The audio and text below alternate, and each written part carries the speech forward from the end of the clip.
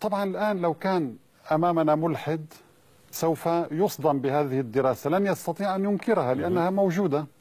جامعة هلسنكي موجودة والدراسة موجودة. نعم. وجدت أن هذا الملحد يقول عكس ما يبطن. ماذا فعلت؟ أحضرت بحدود 20 ملحد وأخضعتهم لتجربة بسيطة جدا. وضعت أجهزة من ديانات مختلفة أم النصرانية؟ ملحدين، لا ربما خلفياتهم الخلفيات الدينية ربما تكون مختلفة ولكن يشتركون في الإلحاد، عقيدة الإلحاد، أي إنكار وجود الخالق عز وجل.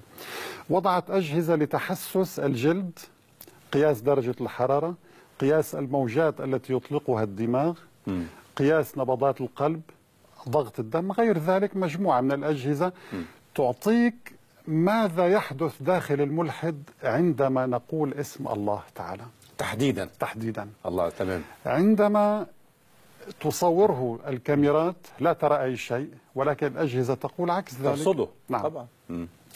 وجدت أن ذكر اسم الله عندما يتم أمام هذا الملحد يتوهج في دماغه مركز الخوف.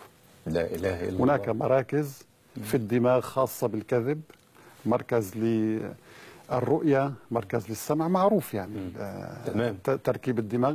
هناك مركز للخوف، عندما يخاف الإنسان ينشط، يتدفق الدم بسرعة. لا إله إلا الله. وهذا ترصده أجهزة المسح بالرنين المغناطيسي. حينما يسمعون كلمة الله ينشط مركز الخوف في الدماغ، ينشط مركز الخوف، وبالتالي فإن هذا الملحد يخاف.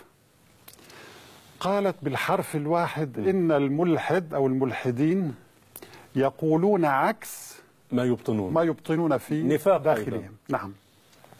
وقالت أظهرت نتائج البحث والتجربة أن هذا الملحد عندما يذكر أمامه اسم الله، وبخاصة عندما نقول له إذا كان الله موجود ادعو على نفسك مثلا أن يهلك الله أباك أو أخاك أو ابنك مثلا، فكان يتوهج بشدة مركز الخوف أو ينشط.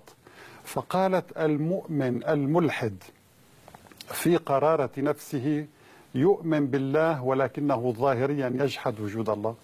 الله عز وجل قبل 14 قرنا ماذا قال؟ وجحدوا بها واستيقنتها أنفسهم. الله.